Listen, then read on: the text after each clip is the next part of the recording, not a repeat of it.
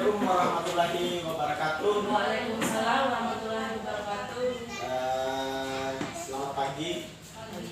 Bagaimana kabarnya Ibu hari ini? Alhamdulillah semuanya sehat. Ya, alhamdulillah. Karena hari ini masih bisa bertatap muka. Jadi kita hari ini akan membahas modul 4 dari mana. Jadi kita bahas dari kemarin adalah 3 modul yang sudah kita lalui dari mulai kesehatan gizi dan lain-lain. Nah, hari ini adalah modul keempat. Jadi modul keempat ini ataupun pertemuan seperti ini biasa dilakukan oleh KPMK. Jadi setiap ada pertemuan ini akan membahas salah satu modul. Ini adalah salah satu kewajiban dari KPM. Jadi menghadiri acara. Jadi di modul 4 ini kita akan membahas sesi pencegahan kekerasan terhadap anak. Jadi pencegahan kekerasan terhadap anak ini, jadi kalau kita lebih undang-undang, jadi undang-undang nomor 18 tentang perlindungan anak pasal 1 menyatakan bahwa anak adalah seorang yang belum berusia 18 tahun, termasuk anak yang masih dalam kandungan. Masa kanak-kanak sering disebut dengan golden age period. Jadi menurut ahli pada masa pertumbuhan intelektual terjadi 40% pada anak usia 0 sampai 4 tahun. Jadi selanjutnya meningkat menjadi 80% pada usia anak 8 tahun dan selanjutnya menjadi 1 tahun pada usia 18 tahun. Jadi itu adalah periode di mana kita menyatakan dia adalah seorang anak. Jadi di pembahasan ini yang pertama kita akan membahas pengertian dan hak anak. Jadi apa sih pengertian anak? Jadi pengertian anak itu adalah seorang yang belum berusia 18 tahun. Jadi termasuk yang masih ada dalam tahun 2002 tentang perlindungan anak. Pengertian hak. Jadi hak itu adalah sebuah kebutuhan dasar yang harus dihormati, dilindungi dan dipenuhi agar kesejahteraan jiwa anak terjamin, dilindungi oleh undang-undang dalam hak-hak anak yang menempatkan menjadi hak hidup, hak tumbuh berkembang dan hak perlindungan dan hak berpartisipasi. Jadi kemudian selanjutnya pengertian kekerasan dan perlakuan salah terhadap anak. Nah ini yang harus kita tanam pada kita sebagai orang tua. Jadi kekerasan terhadap anak ini adalah setiap perbuatan terhadap anak yang menyebabkan timbulnya kesengsaraan. Jadi kondisi fisik, mental. Jadi jangan sampai psikologi anak terganggu. Jadi ketika kita salah dalam memperlakukan anak, maka dia akan mempengaruhi kehidupannya. Jadi baik itu mental, fisik, kondisi psikologis.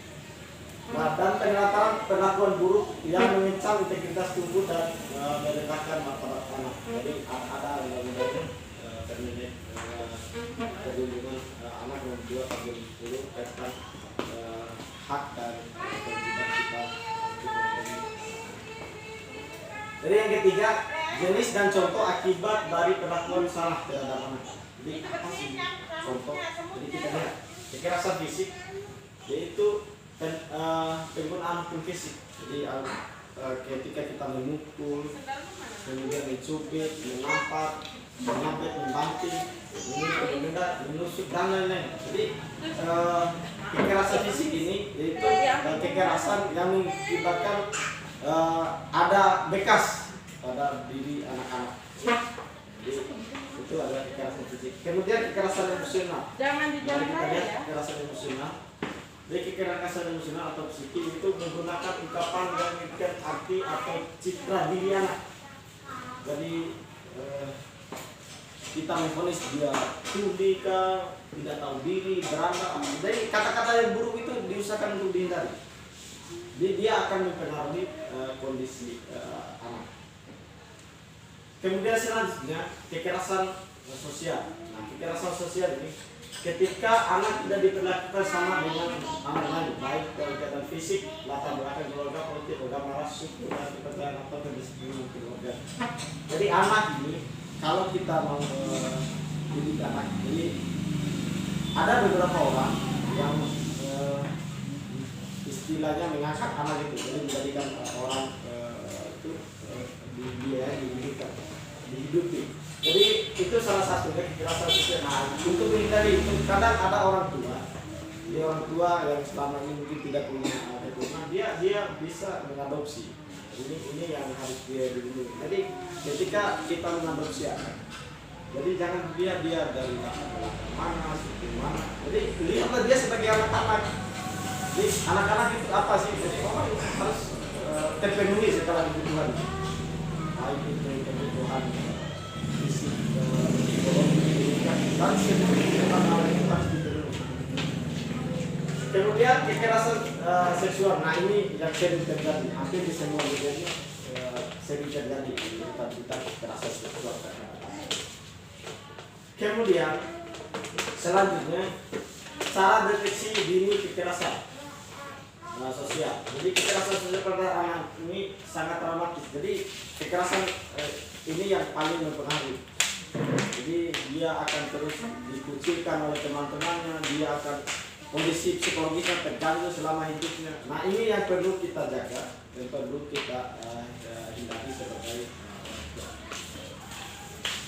Jadi yang poin terakhir yaitu pencegahan kekerasan dan perlakuan salah terhadap anak dan anak istimewa. Nah ini yang perlu kita perhatikan. Jadi poin A, memahami pertumbuhan dan perkembangan dan perilaku anak sesuai usianya. Jadi ini kenapa kita penting melihat pertumbuhan dan perkembangan sesuai usianya. Kadang ada anak-anak yang berlaku kayak orang tua. Kadang anak-anak berperilaku kayak orang dewasa. Nah ini yang harus kita lihat. Jadi anak itu dia akan berkembang sesuai dengan kondisi usianya. Jadi tidak mungkin seorang anak, misalnya contoh yang hadir pada pagi hari, anak usia 3 atau 4 tahun, dia berperilaku seperti orang dewasa. Nah itu, jadi ada yang terganggu. Jadi harus kita cari tahu di mana kondisinya saat ini. Jadi jangan dilihat karena dia. Kadang kita melihat perilaku anak seperti orang dewasa itu dianggap lelucon, Jadi itu sebenarnya sudah lain sebenarnya. Jadi yang kedua itu mengenal anak tentang kesehatan reproduksi, termasuk mengenal bagian-bagian tubuhnya serta fungsi bagian tubuh pribadi seperti alat kelamin, otot, penis, rambut dan lain-lain. Kemudian yang terakhir poin C, jangan malu-malu ragu atau takut untuk melindungi atau melaporkan pada yang dewasa. Jadi kita tidak usah takut. Jadi semua anak itu dilindungi oleh undang-undang. Kita tidak dilindungi oleh undang-undang. Jadi kita itu berhak melaporkan ketika kekerasan yang dilakukan terhadap kita. Jadi kesimpulan dari kita bahas pada perlindungan anak ini adalah, jadi kekerasan anak sering kali pelakunya adalah orang terdekat. Jadi ini sering kita lihat di media, bukan orang lain, itu keluarga dekat. Ini sering terjadi. Baru-baru ini khusus di Kabupaten Bunga dan sudah berapa kali kejadian. Nah, ini yang harus kita jaga, kita kawal perkembangan kehidupan dari anak. Jadi mungkin ini saran, jadi kita pelajari bersama. Ini yang harus kita lakukan itu kita menjadi pendengar yang baik. Kemudian yang kedua berlaku sebagai sahabat anak. Jadi jangan cuek terhadap anak itu. Jadi kita harus setiap hari itu harus berusaha komunikasi dengan anak. Jadi misalnya dia menanyakan sekolah-sekolahnya apa saja yang dilakukan di sekolah, memujinya, jadi banyak hal. Jadi bagaimana membangunkan kepercayaan diri anak-anak. Kemudian selanjutnya mengenal pergaulan teman-teman anak. Jadi pergaulan ini itu ya kalau memang dia pergaulannya mengarah ke sikap yang negatif, yang dibatasi. Kemudian melakukan kegiatan bersama termasuk beribadah. Nah ini yang sangat penting. Jadi saat ini, jadi hampir seluruh orang yang ada di Kabupaten Bima khususnya ini, kalau berbicara sama anak, beribadah sama anak sudah apa ya, sudah jarang sekali, sudah kayak waktu zaman dulu. Jadi kemudian selanjutnya terlibat dalam kegiatan di sekolah anak. Nah ini dia akan mempengaruhi kondisi psikologinya. Ketika anak memberitakan kepada orang tua bahwa besok ada acara di sekolah, nah kita tidak hadir, itu sangat mempengaruhi. Jadi saat teman-teman yang lain datang bersama orang tuanya, justru dia tidak ada yang datang. Nah ini yang kemudian yang terakhir, mengikuti perkembangan informasi teknologi. Nah ini sangat penting. Jadi harus kita akui bahwa sekarang ini sangat luar biasa teknologi. Begitu pesat, begitu cepat berkembang, sehingga kita anak kecil saja hari ini sudah pintar main gadget. Jadi walaupun dia bermain, jadi masukkanlah di gadget itu, jadi permainan yang bermanfaat. Jadi jangan sampai dia permainan itu yang di luar dari kondisi umumnya sekarang. Dia mengikuti itu saja untuk modul perlindungan anak. Kalau pun ada pertanyaan silakan sebelum kita akhiri. Ada pertanyaan? Tidak ada. Ya, kalau tidak ada, terima kasih. Kita akhiri untuk modul 4-nya tentang perlindungan dan kekerasan terhadap anak. Lebih dan kurang mohon maaf. Bila kita berhidayah. Wassalamualaikum warahmatullahi wabarakatuh.